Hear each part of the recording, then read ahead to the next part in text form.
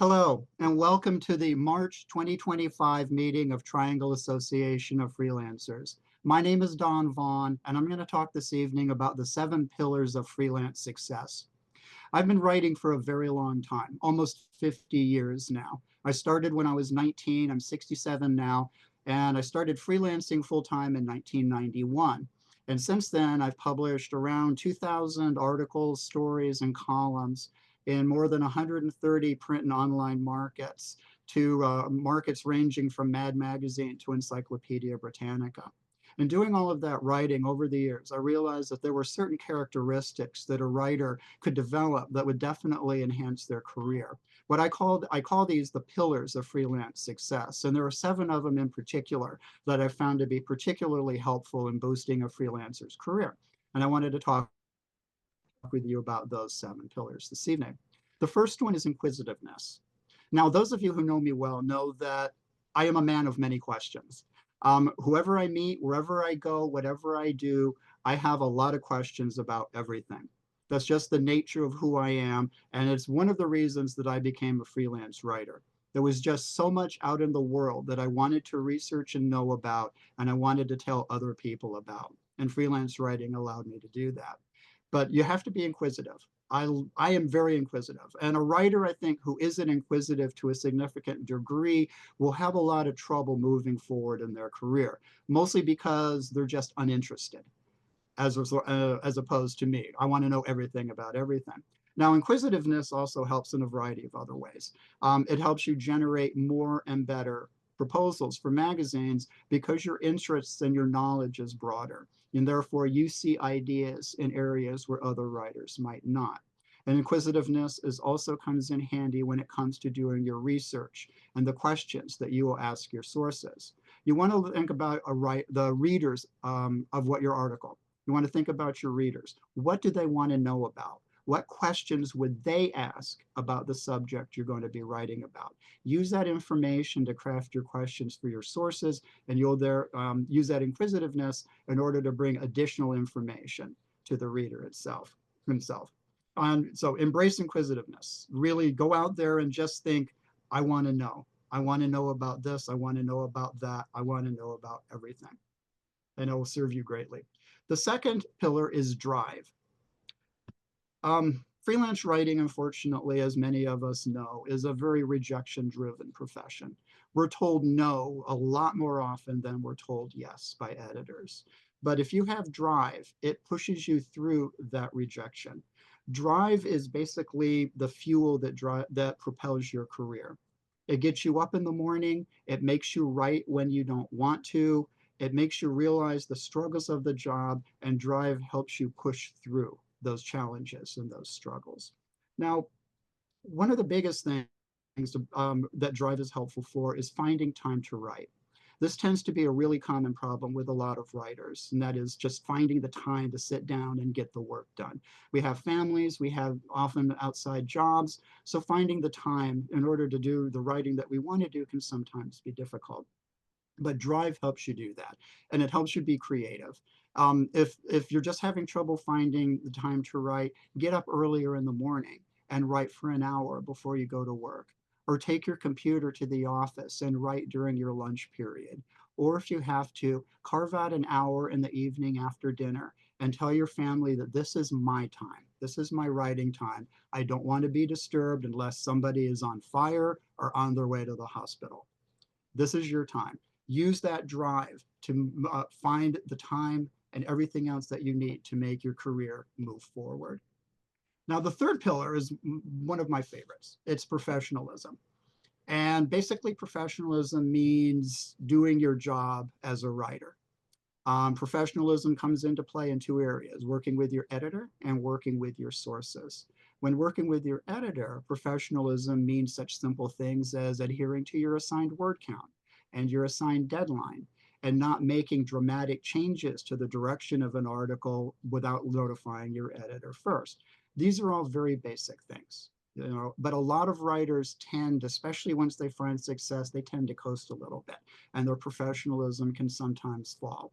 And that's a bad idea, because you need to treat every article that you write as if it was your first article and your career depended on it. You should approach every article you write with that attitude. Now, let me tell you two quick stories about professionalism. And some of you have heard these stories before, but it really gets right down to the case. And this is when these two incidences happened when I was an editor at the National Examiner in the late 80s and early 90s. And this is before the internet. So this is a time, a lot of younger members in this group may not remember this, but this is a time when writers actually submitted manuscripts that were typed on paper and sent through the mail to an editor. And of course, what that meant was that if you had a deadline on the 31st, you had to factor 5 days of mail time. So your actual deadline was the 26th. So, those were the glory days of freelance writing.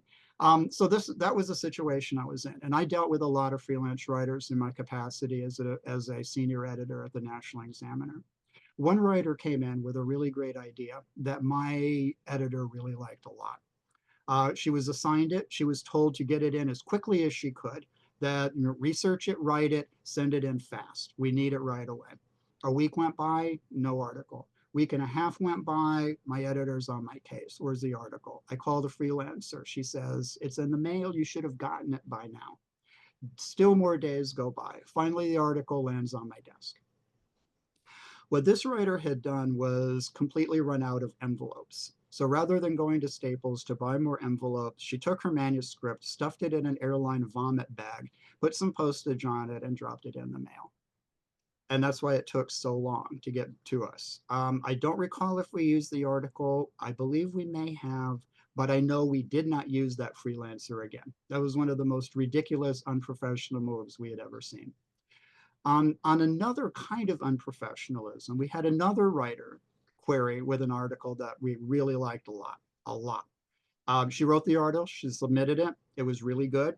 The very next day, she reached out to us and pulled it because she wanted to try and pitch it to the National Examiner, which is our competition, because she thought that she could make more money that way.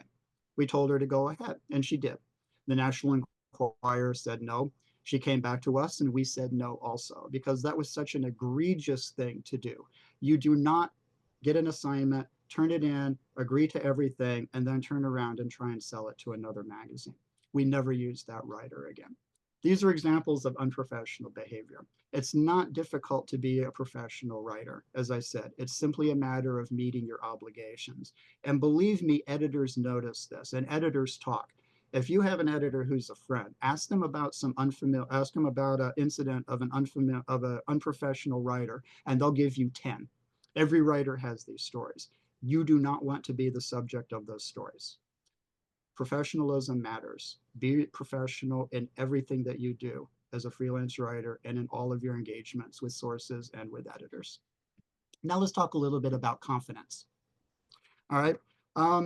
Confidence really benefits us in a lot of ways. It makes it easier to stand up for ourselves, for example, and not let people push us around.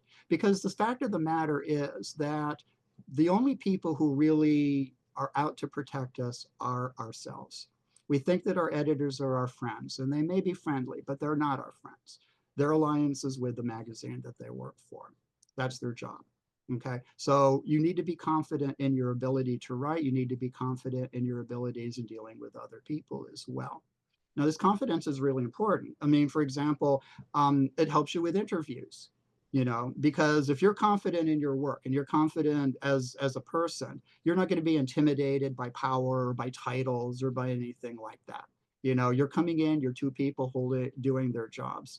Now, the other person, whatever they might have going, it doesn't matter. That's where confidence comes in handy.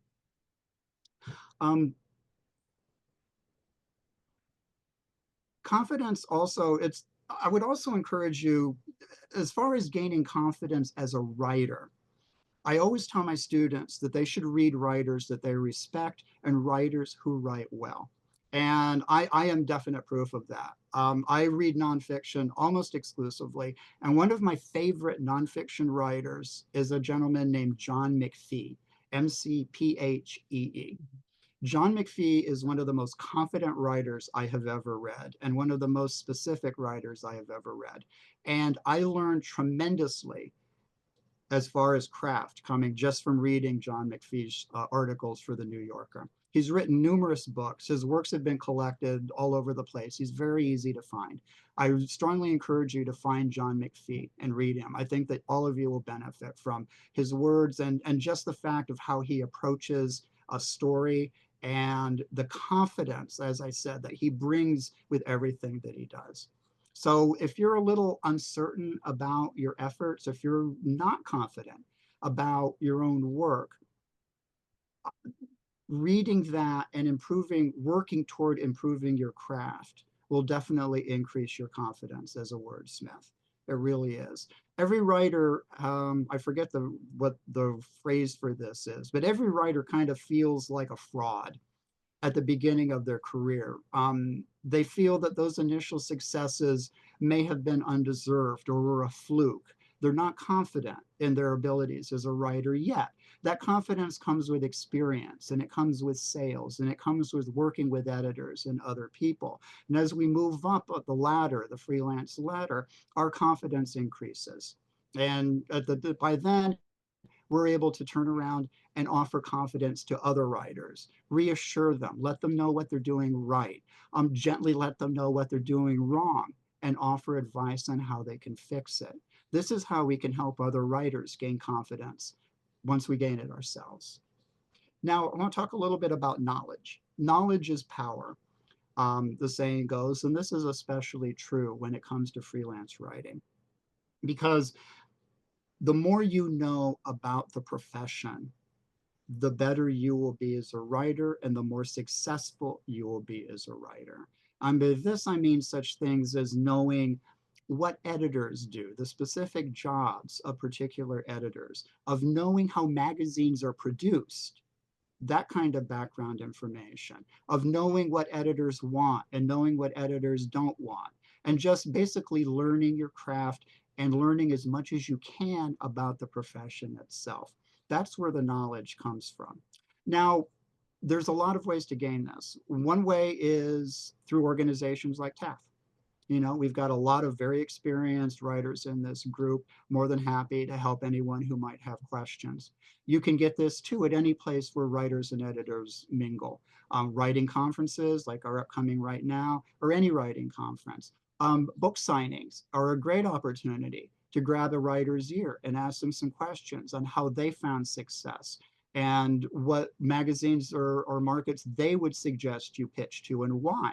You know, these people are successful and we can learn from their success and we can increase our own knowledge by talking to them. And at the same time, once we gain a certain amount, we can turn around and share that knowledge with others. And there's a point on this, which I'll talk about in just a moment. Now, also, I want to point you towards certain publications. A lot of like websites, there's a lot of terrifically valuable websites for writers out there. And every year, Writer's Digest publishes a special issue that has a lengthy article of the 100 best websites for writers. And if you don't subscribe to Writer's Digest, I would encourage you to at least pick up that particular issue when it comes out. It's very valuable. There's websites on craft, there's websites for writing groups. It covers a lot of territory and it's very, very valuable and you can learn an awful lot that way. So I would encourage you to do that. Check out these websites, see what they have to offer, you know, and how you can gain knowledge from them. Now, my next one, my sixth one is charity. And by charity, I basically mean paying it forward. Like Blanche Dubois, I have benefited greatly by the kindness of others. The very first book I ever wrote was actually given to me because of a referral from an editor I was working with, a young woman I was working with at Hustler magazine. She had been approached by a book packaging company to do a health-related book, and she didn't want it, but she knew I had experience in that area. So she recommended me, and I got that assignment, and I ended up writing 5 books for that particular publishing company. I had another friend named Larry Gatlin who was approached to write a book about the Civil War. He wasn't interested, but he knew I had a passion about the Civil War, and he again recommended me. And I got that, and I ended up writing 3 books for that company. My association with Encyclopedia Britannica came about because an editor that I had been working with, whose publication had been killed, was friends with an editor at Britannica. And she dropped my name while she was on her way out, having lost her job, turned out the lights, locked the door, and she was gone. But Britannica, on her recommendation, came to me, asked me to do a test article, which I did, for which I was paid for. And I got the gig. And I have written now more than 100 articles for Encyclopedia Britannica. So there is great value in paying it forward for us. And I would encourage you to please do this. Once you have achieved a particular degree of success, I believe it is really important to turn around and lend a hand to the writer that's behind you. And I've tried to do that throughout my writing career. Creating TAF, establishing TAF, was probably the highlight of that particular movement for me, of doing all I could to help other writers get a leg up and, you know, introducing them to editors. And that holds true. If any of you have an idea and you don't have a market for it, let me know. And if I have a market that I think would be right for it, I'm more than happy to introduce you to that editor. That's a long-standing thing for me. You know, whatever I can do to help you get that foot in the door. And the nice thing about this is a little bit selfish on my part also. Because when you come up with a really great article idea, and I say, you should pitch that to Paula Murphy at Scout Life, and Paula loves the idea, and you get the assignment, I look good in Paula's eyes because I refer to her a writer with fresh ideas and someone that she could definitely use. And hopefully that will lead to a long-term relationship between the new writer and Paula. But Paula's like, you know, Don gave me something good. So I look good in her eyes, and she might look more favorably towards the next idea that I pitched to her because of that. So there's that, but also it just makes me feel good to help other writers. And I hope all of you feel the same way as well, and do all that you can to help other writers in whatever ways that you can and what they might need.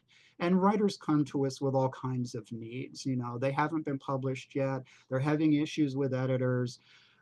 They're having trouble with ideas. There's 100 million things that plague us daily, you know. So helping each other in that respect has tremendous value. And lastly, the seventh and the most important pillar of freelance success is perseverance. When I was teaching freelance writing at Wake Tech, that was the #1 piece of advice I always gave my students. And it makes sense in a really, you know, obvious way that if you don't quit, you will succeed. And that is absolutely true. And I come to that from the perspective of a lot of new writers that I knew, excuse me, who had genuine talent, but were rejected once or twice in the early stages of their career, and were so devastated by those dismissals, by those rejections, that they just stopped writing and went into something else. And it's sad because they may have sold their very next pitch, but they'll never know because they didn't pursue it. So perseverance is strikingly important in our freelance success. We have to continue to push forward. Um, a couple of very quick examples for me is Mad Magazine, a magazine that I had long wanted to write for. And when I finally had the opportunity, through a meeting with an editor there, I thought, I'm in like Flynn. This is easy. It was not easy. It took me a year before I sold my first article to Mad Magazine. And I had an editor on the inside who was encouraging me. But Mad was a very tough nut to crack, very tough nut to crack. And I remember when I sold my first article to them. I remember that day as if it was yesterday. And it meant more to me than the sale of my first book, which sounds weird. But also Boys Life, another example, now called Scout Life. I pitched and was rejected, and pitched and rejected, and pitched and was rejected. And I had one final thing. And my thinking was, if they don't take this one, this was just not meant to be. And I was just going to move on. I sent the pitch. I forgot about it. I didn't even follow up on it. Literally an entire year later, Paula reaches out to me and said, do you still want to write this? And I said, of course I do. And that article was about wacky festivals in the United States, I think. And that led to a really great relationship with that magazine that continues to this day. Right now, I'm working on an article for Scout Life about the chief nutritionist at the National Zoo, which is great fun. So persevere. That's really the only advice I can give you. Don't give up. Know that if you don't make a sale today, you'll make that sale tomorrow or next week, but it will happen as long as you don't give up. Persevere. So those are my 7 pillars of freelance success. All of those have served me greatly over the course of my writing career. And, you know, a lot of them are very obvious. A lot of them are like, well, I already know that. But it's been my experience that a lot of beginning writers will come into their career with some of these, but not all of these. You know, they might, have great confidence in their abilities, even though they haven't been published yet, and they're fairly knowledgeable about it, but there's still more that they need to learn. And as you work on, as you become more experienced, these pillars become more obvious, and the value that they hold. And you'll develop your own pillars of success as well. Certain characteristics that you have found in a certain way when it comes to craft have been especially effective. So um, I wanted to ask you now that you've heard my 7 pillars, I was wondering, first of all, if you have any questions on any of these, I'm more than happy to talk about that further. But I was wondering if there were additional characteristics that you have or that you would suggest that have benefited you as a writer. Does anyone have anything to share? Make sure many of you are muted, by the way. So There, I'm unmuted. here we go. Well, when you were talking, I agreed with all of them, but I thought of 3 more as you were talking. Um, One is flexibility, to be able to adapt to the circumstances of your client and find a way to get it done.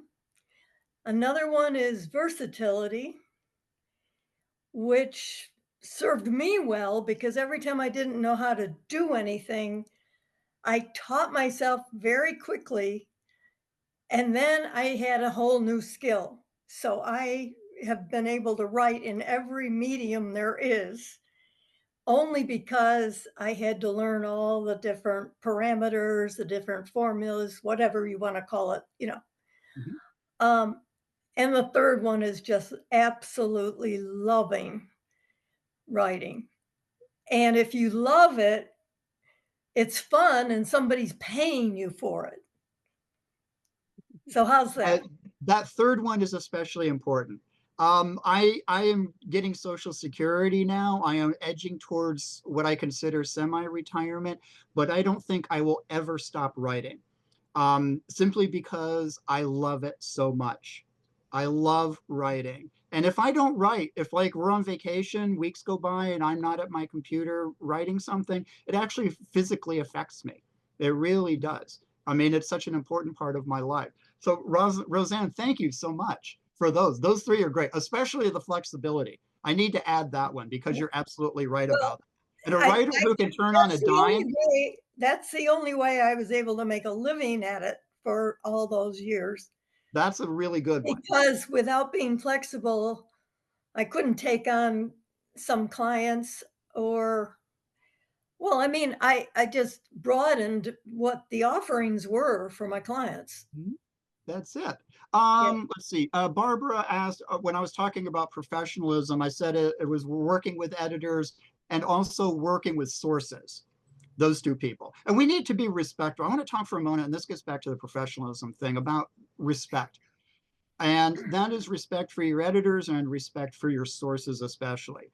Um, these are people, we're not paying our sources for the information they're giving us. They're giving us information, they're giving us their time. They deserve our respect and our thanks. And whenever I talk to somebody, I am effusive in my thanks for the time and the information they're giving me and everything else. I want them to know just how important it is to me and how much I appreciate that.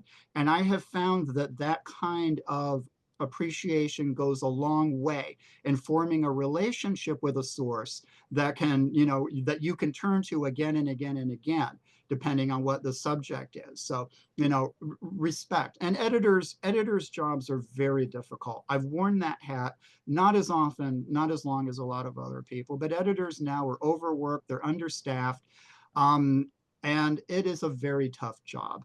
So, the professionalism aspect also means not hounding editors with incessant emails and phone calls and texts about this, that, and the other thing, of respecting their time. You know what I mean? And certainly there's times when you need to do that, but you don't need to be a pest about it on that. And that's another aspect of the professionalism. Um, is there anyone else who has any questions or? Hi. I even put my hand up. Oh, I'm sorry, Sue. I was looking over at the message part of this. Well, Go I, ahead. I just wanted to share that on occasion I've been sort of a web mistress for different, organizations, and sort of it's sort of an editorial role. And we had a lady come in. She grew up in Raleigh. She started 321. I think it's Cafe 321. Have you all heard of that? And yeah, is that the right title? Cafe two, yeah, anyway, it 321 is the chromosome that determines if you have Down syndrome. And her best friend, and it was a integrated sort of school, and the special kids always shared recess with the mainstream kids. And she developed a very close relationship with a young lady who had Down syndrome, and they're lifelong friends. She developed cafes all over Raleigh and most of North Carolina now that only employ people with Down syndrome. It's quite remarkable because they're very friendly. They're like, it's amazing. So she wrote this article, and we knew we were going to print it because we were doing a whole. This is the American Marketing Association, but when she handed it to me, it was like a term paper. So I went back to her and said, I don't want to insult you. There's a lot of good information here, but we got to put this in the form of a blog or, just the basics of magazine writing where you start with a hook, and you draw people in. And so she and I worked together on it. So that's what I would tell people, particularly when you have people coming in. It's a particular, I wouldn't say formula, but maybe format that you're looking at when you're doing magazine writing and things like that. You know, you, Excellent. you start with something that's going to pull people in rather than state the facts. Also, I would recommend if you're writing on a technical topic, it really helps to put a human face on it in some way. Yeah. For example, say you're talking about well, the situation that Sue just mentioned. If I was writing that article, I would lead with one of the people with Down syndrome who work there. That would be Yeah. my lead of something that individual is doing, and that would be a perfect segue to talk about the larger issue. Hmm. So that's how I would approach it. But I mean, if you're talking about things like finances, you really need to put a human face on it. If you're talking about housing costs, you need to talk to somebody who's affected by housing costs rather than Hmm. just, Yeah. figure. That's really important. And it's vital in keeping people both drawing them in, but also keeping them interested. Hmm. Right. Anyone else? Make sure I'm not missing anything here. Nobody? Don, have you branched out into any other medium like reels or video or anything like that? That's not my thing Okay. yet. No, my thing is basically print. Um, magazines particularly. Yeah. Occasionally, I mean, Britannica is a website now. They haven't sold the print edition in decades, but most of Right. my work is in print magazines. I Hmm. mentioned last month, I think, that I started writing for Jack and Jill magazine, which until I realized that, I didn't even know was still being published. So Right. yeah, but print's my thing. I don't think I'm a particularly photogenic person, so the idea of me being on video doesn't appeal to me that much. But I do like sharing my experience, Hmm. my experiences. Oh, Carol Strickland says she almost got an article in Mad. Where's Carol Strickland? Carol, tell us that story. It was a very, very long time ago when Mad still had a very large audience. And I think it was a a one page, like a back cover, would have been a back cover about you don't mess with the post office, because at that time the postal workers were going postal. We know where you live. It was the whole point of it. And the editor said, excellent, try again. We like this. So that encouraged me. You were in the ballpark, Carol. That's the important thing. My first pitch to MAD was in high school, actually, which is why I'm a writer today, because I failed algebra because I suck at math, but I excel at English. And I took a class called mass media, which was essentially, I dropped algebra because I didn't need the math credit. So I took mass media. It was basically a freelance writing course. I loved it. I aced it. I pitched to MAD and immediately got the funniest rejection letter I'd ever seen. So it took me another 30 years to get into his pages, I guess. Perseverance. Perseverance, exactly.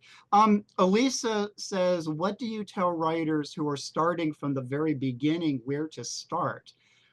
That is, gee whiz, that's a really difficult question, but it's actually a question that I get a lot, both from TAF members, sometimes when I'm presenting at conferences, and just people who find me and reach out to me as writers.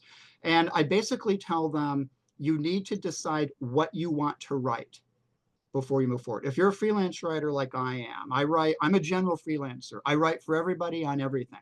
There are other writers who are specialists. They write on gardening almost exclusively. They write on food almost exclusively, whatever their specialty might be. And that's great. You should pursue what your interests are. But that's the really important first step, is just deciding, what do I want to write? And then you move forward and you start to think, what do I want to write about in areas? It's better to come up with ideas for magazines and then find the markets for it than say, I want to write for Saturday Evening Post, and then try and come up with articles for the Saturday Evening Post. And also, your heart will be in it more because it is something that interests you. It's something that you want to write about. Whereas if you're writing toward the publication, it might be something that's like it's appropriate for them. It's not something you're especially interested in researching, writing about, though. So figure out what you want to do first, what kind of writing you want to do. If you're writing fiction, do you want to write short stories? You want to write novels? What genre do you want to write in? That's not my thing. I don't write fiction yet, but I know that it's the same situation of trying to figure out what area you want to put yourself in, what genre you want to write in. And also, what form do you want to do if you're writing nonfiction? Do you want to write nonfiction books? Do you want to write magazine articles? Do you want to do blog stuff? Do you want to make videos? I mean, it's a wide open Wild West right now for freelance writers. So many opportunities out there for us, but there's also so many bad actors that we need to be very careful about. So I would encourage you always, when if somebody comes to you with a product or a service or something like that, do your research before you take out your credit card. Make sure that it's legit, make sure it's real. And this is also, there's a new thing going around now, and I need to make you all aware of this. I saw it online.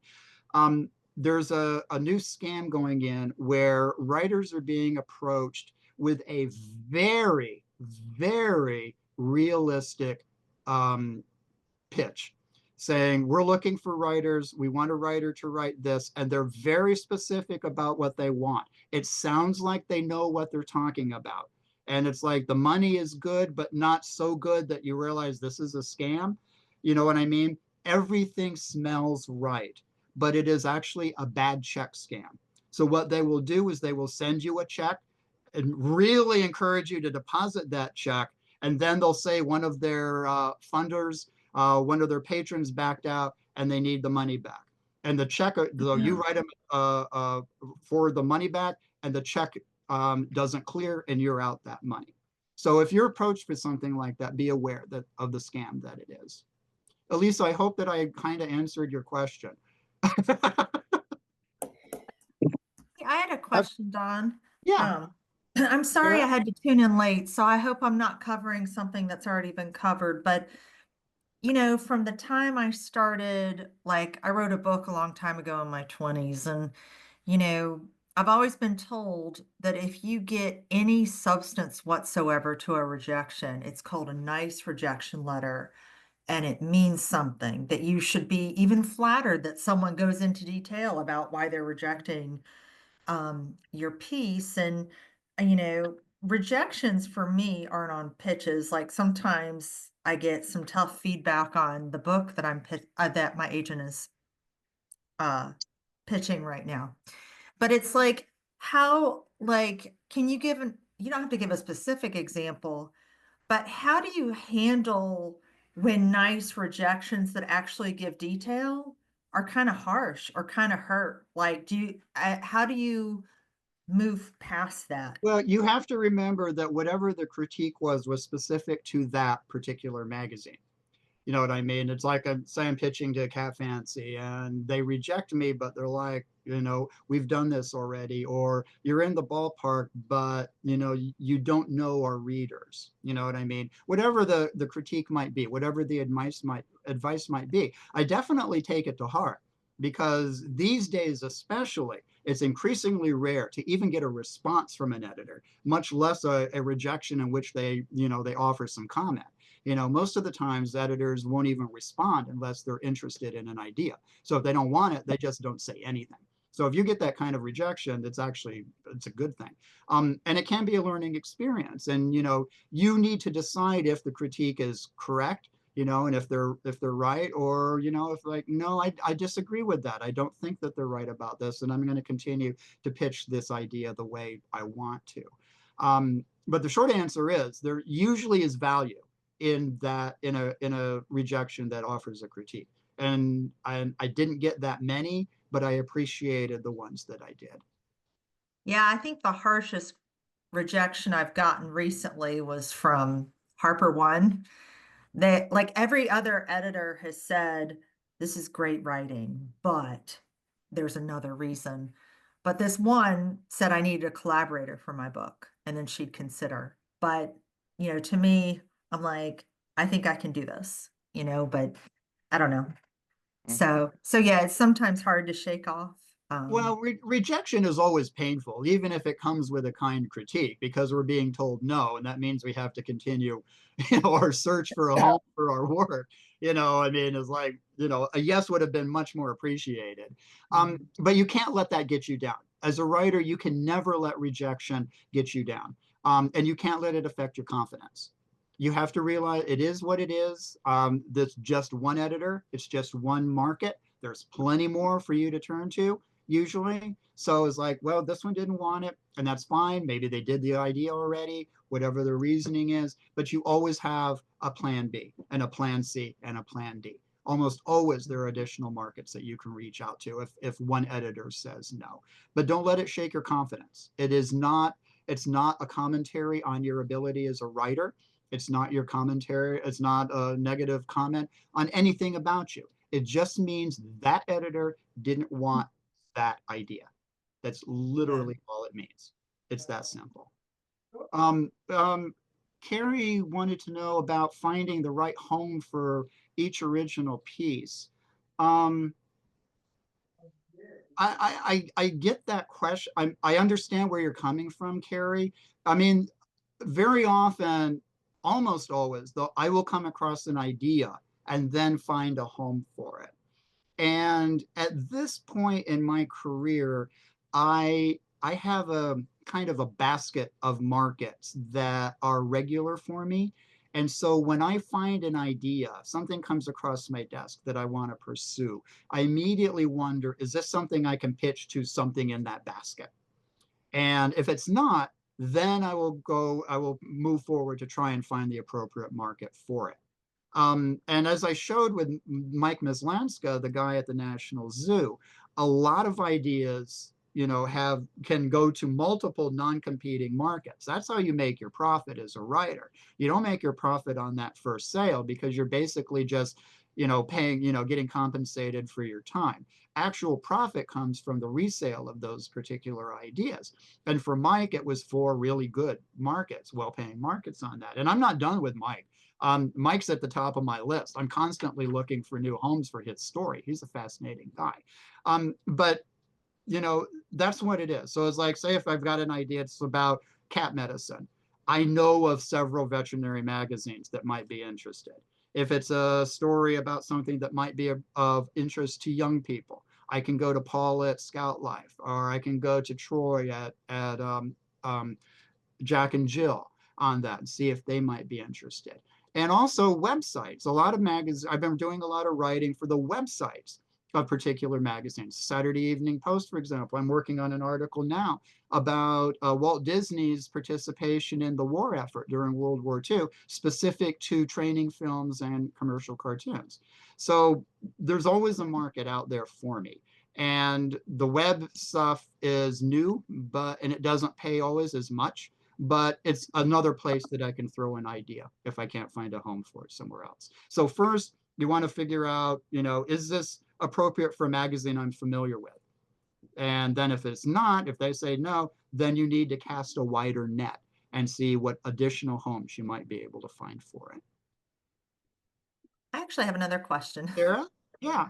Are there any caveats to republishing? Anything you have to be careful about that you recommend if you're reselling a story, but maybe in a slightly different way? Or, do you have any recommendations of things to watch out for, to be careful about when you're republishing and looking for non-competing markets, and how you determine how a market does not compete with each other? Let's talk about two things here. There is the reprint rights of an article, and then there is trying to resell an idea. Okay, so reprint is exactly that. You have wisely retained the rights to your work.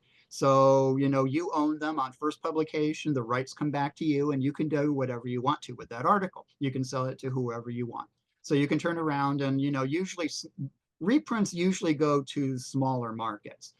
Say you made your big bucks on the big market, and you're making some ancillary profit by doing reprints with smaller markets. So that's the whole reprint situation. And I would definitely encourage you to do that.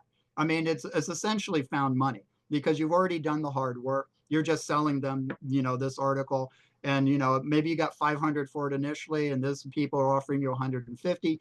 But hey, it was 150 you didn't have before. And if you're smart, you'll keep the rights from that sale so you can turn around and sell it again to another market. And the markets you're selling it to know they're buying a reprint. You're not trying to trick anybody. It's like, this was published in this magazine. I'm offering reprint rights to you. And you take it from there. The other thing, what I'll call the Mike Meslanska thing, is taking an idea and refocusing it for different markets.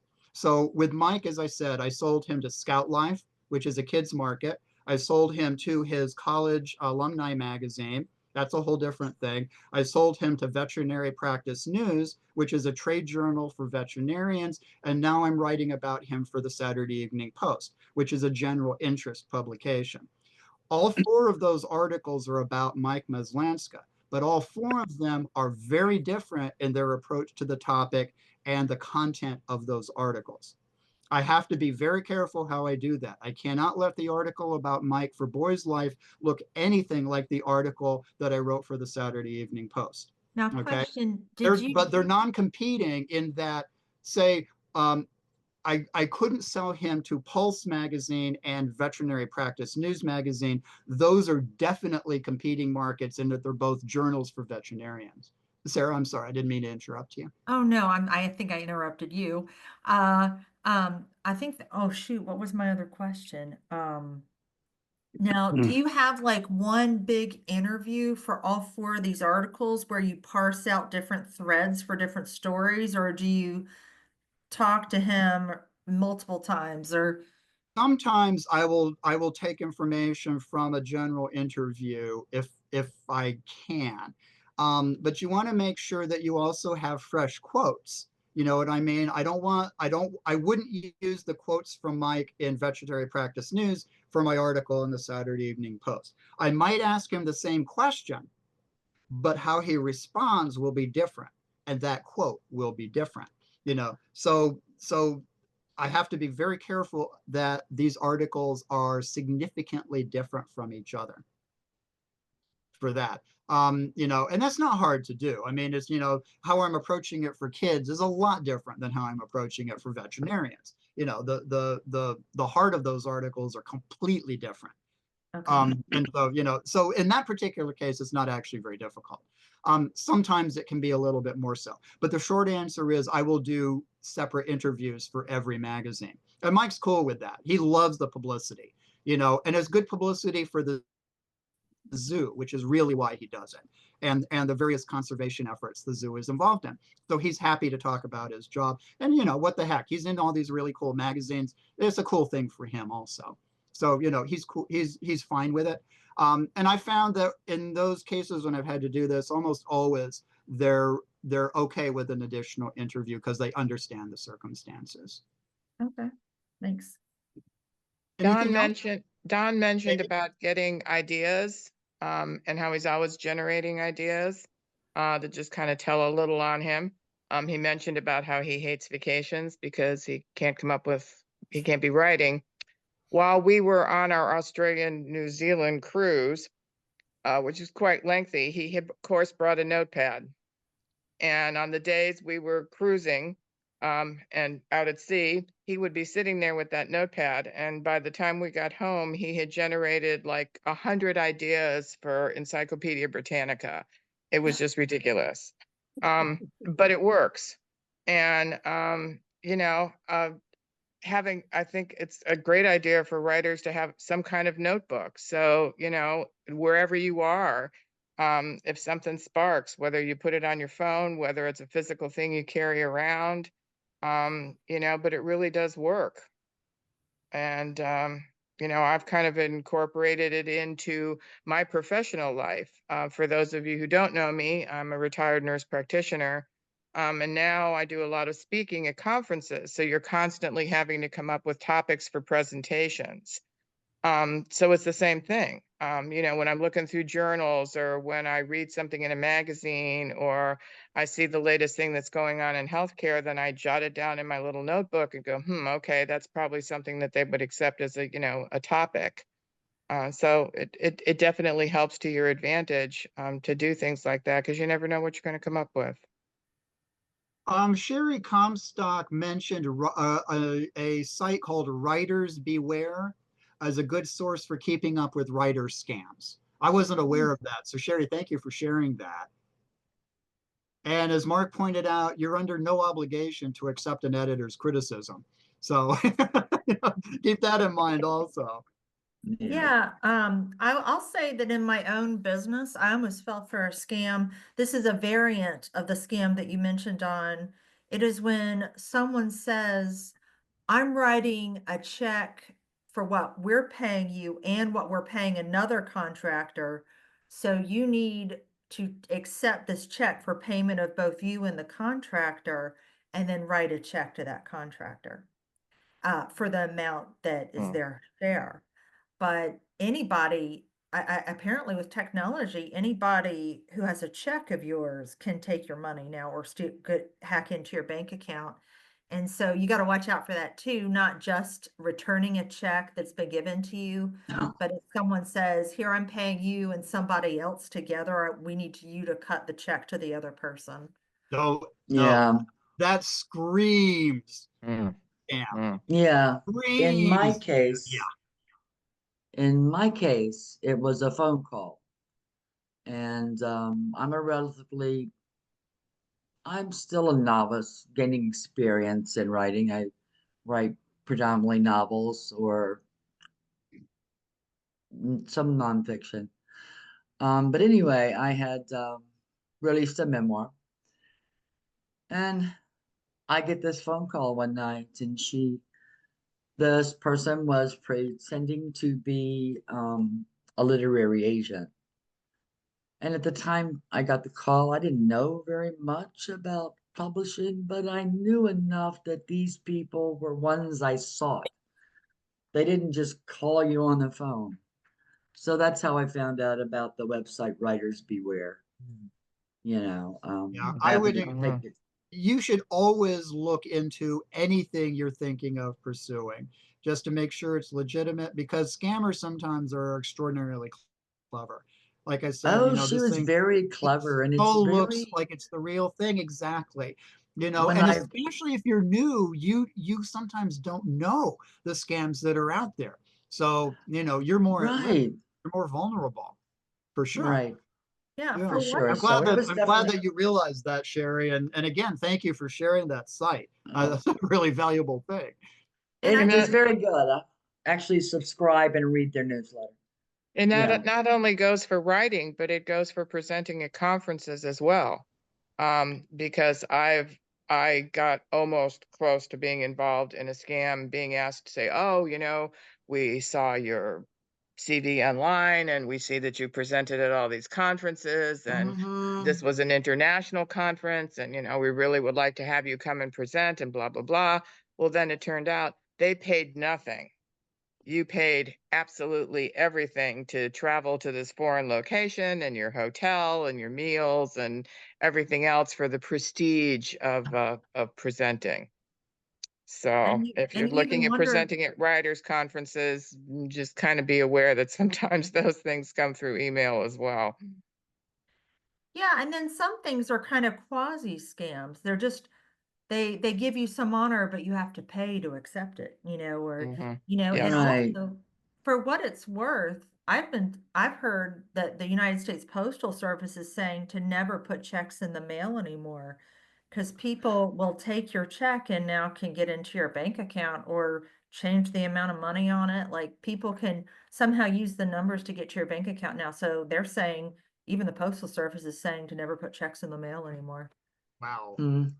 Nancy Picaric, Yeah, did you have a question, Nancy? your comment about the wacky, festivals across the United States. And I mean, how do you come up with those kinds of ideas, right? So you've talked Oh, about coming up with ideas, but specifically, what's the twist? How do you well, get interestingly, though, that article idea was predicated on a book that I co-authored on that subject of wacky festivals around the United States. So after the book came out, I realized that there was value in that subject. So, and I thought the Saturday Evening Post would be, interested in something like that. Mhm. It was a listicle for the website, and they only pay $100 for the website, but it was super easy to write. And so that's where that came from. I had co-authored that book with another writer. We split up the festivals 50-50, and he did half and I did the other half. But I realized that it was a great idea. It was a great idea. And it was so fun. Like, the crazy Mike the Headless Chicken Festival and all kinds of wacky stuff around the country. And I may have also done an article on that for Scout Life a while back, because I think that was another listicle that Paula was interested in. If you're pitching to Scout Life, I would it's different now in that the readership now is about 6 to 17. They combined the younger children's issue and the older readers issue together. So now that's the readership. Paula says the sweet spot is about 10 to 13. If you're pitching to them, that's kind of the audience that you want to think about if you're pitching to that market. Does anyone else have anything to share or ask? Okay, well, I really appreciate you sitting in for that. I'll tell you a little bit about the conference. Oh, I'm sorry, Nancy. Nancy, my fault. Christine writes my story, and I'm going to be in TAF Omnibus 4. Nice. Is this your first contribution? Or fourth. Sweet. Every I look year. forward to reading. I have fun. I don't write short. My books are 90,000, so writing 2,800 words it's it's a job. I Well, love it. there's Love it. value in the process. There's always value in the process, and Sure. sometimes you need to challenge yourself in that way. And in a few years, once I have a whole bunch of these TAF stories, I'm going to put them together and sell it as a book. Awesome. I love Anthology. that idea. Woo. I want to tell you a little bit about the conference. And you all probably saw the email that went out and the Facebook posts and other promotions we've been doing. But we're doing a giveaway of 10 Scribbler boxes drawn at random from individuals who register before April 15th. So if you want to be a part of that and you haven't registered, I would encourage you to do so. You can register through the TAF website very, very easily. We are right now at around, I think, 62 registrations, which is great for this time with 7 weeks still to go. And I'm very hopeful that we will break an attendance of 100 this year. And I also wanted to remind everybody that we are doing a TAF talk with Sean Cosby, S.A. Cosby, who is our fiction guest of honor at the conference. We're doing a TAF talk with him the evening of April 3rd. So I hope all of you will join us for that. And if you haven't read any of Sean's books, I can't recommend them highly enough. They're all fantastic. And his genre is not my genre, but I will tell you, I could not put those books down, especially Razorblade Tears and Blacktop Wasteland. Both are fantastic. I enjoy them. So I'm very excited about our TAF talk with Sean, and I know he's going to be a great guest at the conference. Also wanted to remind everybody that we still have some slots available for TAF members who would like to sell their books at the conference. If you would like to do that, you need to be an attending member, of course, but after the meeting, shoot me an email and I will add you to the list. We still have some slots available. So The TAF talk will be here on just like these Zoom meetings. You'll receive a link from Don with the time and the link. So- Stacy has a question. Stacy? I do have a question. Is there an email that you could send out announcing the conference? I wanted to share it with some of my writing groups. If you go to the conference page of the website, Stacy, Okay. there's all kinds of promotional materials there, including Perfect. a gorgeous one-sheet promotional page there. You can just click it, you can print it, you can send your friend the link, and then they open it up and it's everything there. But if you just send them, it's tafnc.com/right now, WRITE. Yep. That's the conference website. Everything they need to know about the conference, they can find there. But if you want to send them the one sheet, it's easy peasy. Gotcha. And it's, oh, I see, flyer right now, looking at it. Okay, perfect. Thank you. Awesome. Thank you for spreading the word. Please, all of you, I can't emphasize this enough. This is a group endeavor. So really, any effort that you can make to promote the event is greatly, greatly appreciated. It really is. And I know there's a lot of writers out there that would be interested, but they don't know about us. So I'm turning to you guys to help kind of spread the word like little Johnny Apple seeds. This is the point where we talk about some good news. I had announced it earlier, but I have been invited back again to present at the Writers Digest conference in, I think, August. No, July. And I'll be doing 2 sessions for them. One on the session I'm presenting it right now on specificity. And I'm also doing a session called 50 Years a Writer, 10 Lessons from the Freelance Trenches, which I have yet to write, but I'm sure it'll be a lot of fun. And well, some sales and stuff, but that's the big news. I'm also presenting at the SWA conference. So I'm doing 3 conferences this year. It's kind of my big final hurrah on the conference thing. So I'm looking forward to that. It's going to be a lot of fun. Who else has something to share? Any good news to share? Well, I've got a little bit. Things are really taking off, not just with writing, but speaking about what I write. And so I've realized I like to speak, so I'll be presenting again at NC State on April 1st. On April 11th, I do a case study of my story with my illness and recovery to UNC psychiatrists and clinicians and stuff. But I talked with Don. I've been writing a blog for Psychology Today, and I hit a bump with this one post that they had a problem with, and I let it bruise my ego a bit and make me mad. But then my very next post has been labeled an essential read for psychopharmacology, psychosis, and personal perspectives. And it's a post that I wrote on why the thought processes that go on when people decide to go off their antipsychotics. And so, I got right back up and worked hard to submit another piece, even when I didn't feel like it. And that one was well received, but that made me feel better and my feelings less hurt about this other post the first time in 2 years that they had a problem with. So, it just shows that if you just get back into it and keep writing, sometimes things resolve themselves. I'm glad that didn't shake your confidence. And it shouldn't have. Like I said, a rejection is just what it is in that moment. You put it behind us. When I started out, I actually saved every rejection slip I got. and I had, no joke, I had a pile about yay big. I kept joking that I was going to paper my bathroom with them all. And then I realized, why am I saving these? There's no good coming from this. So I got rid of them. But I don't, it's just a thing. But it's also, rejection keeps you humble. If you've been going along and selling and selling and selling, and then somebody says, maybe not, it kind of keeps you humble a little bit, kind of keeps you on the right path. So, but I'm glad that situation turned out well for you, Sarah. Arlene? I just last Saturday had a very successful book talk at the Barbara Rose Library here in Farmville.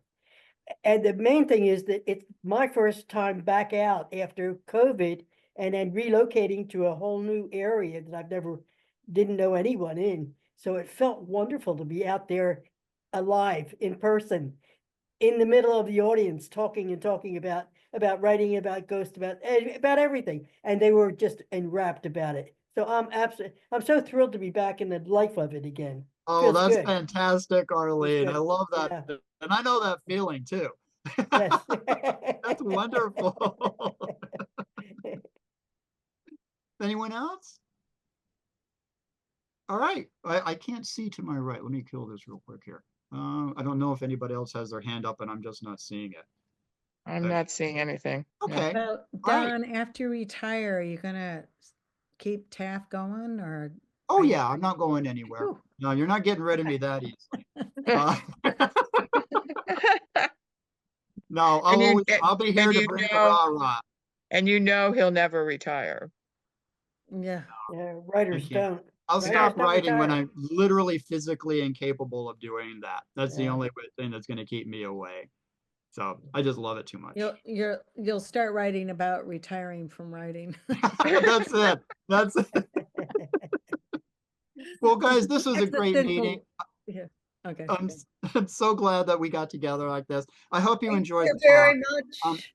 And Bye, thank you for guys. sharing your thoughts on all of this. I hope that if you haven't registered for the conference, please do so. We will see you in April, which is National Poetry Month. So our guests will be some poets. Oh golly, what am I doing? Yeah, Who? we've got two in Oh, April.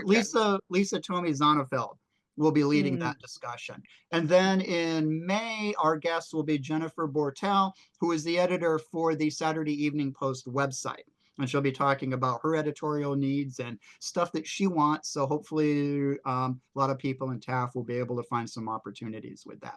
So I look forward to seeing all of you. Keep talking, and I'll see you all later. Take care. Thanks, guys. Bye-bye. Bye. Bye, everybody.